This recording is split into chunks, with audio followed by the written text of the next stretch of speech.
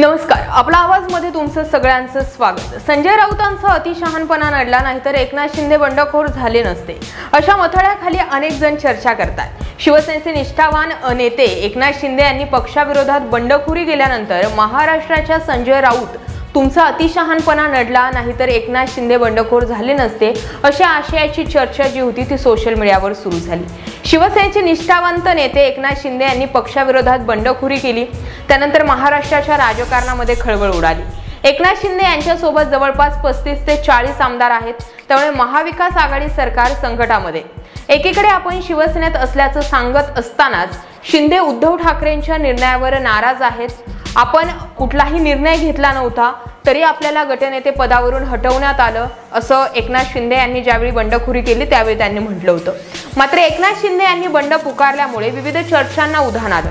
शिंदेंच्या या बंडाला पर्यावरण मंत्री आदित्य ठाकरे आणि संजय राऊत हे कारणीभूत असल्याचं बोललं जात आहे। ते कसं तर विधान परिषद निवडणुकीची रणधुमाळी सुरू असताना शिवसेना नेते संजय राऊत आणि पर्यावरण मंत्री आणि त्यासोबतच उद्धव ठाकरे यांचे पुत्र आदित्य ठाकरे यांच्यासोबत एकनाथ शिंदे यांचा वाद झाल्याची माहिती सूत्रांनी दिली होती। विधान परिषदेच्या निवडणुकीदरम्यान एकनाथ शिंदेंना मुख्यमंत्र्यांच्या कार्यालयामध्ये प्रवेश सुद्धा देण्यात आलेला नव्हता।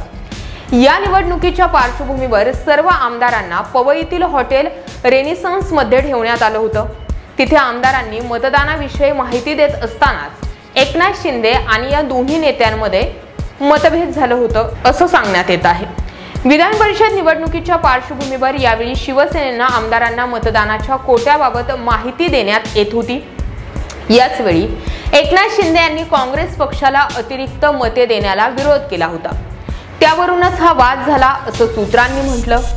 काँग्रेसने विधान परिषदेसाठी भाई जगताप आणि चंद्रकांत हंडोरे यांना उभं केलं होतं, मात्र भाई जगताप यांचा विजय झाला आणि चंद्रकांत हंडोरे यांना पराभवाचा सामना करावा लागला।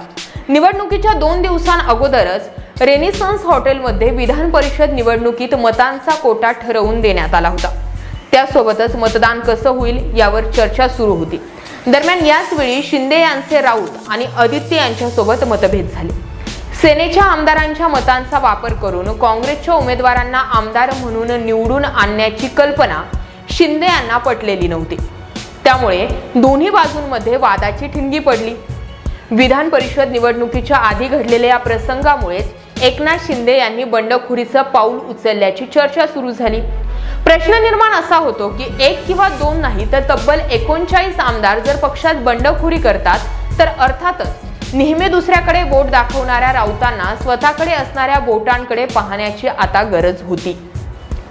सत्तेसाठी पक्ष सोडला म्हणावा तर तब्बल 8 मंत्री तुम्हाला सोडतात यावर उद्धव ठाकरे यांना आत्मचिंतनाची गरज होती। संजय राऊत यांचे भडकाऊ वक्तव्य शिवसेनेला डुबवणार का असा प्रश्न सुद्धा या निमित्तानं विचारला जातोय।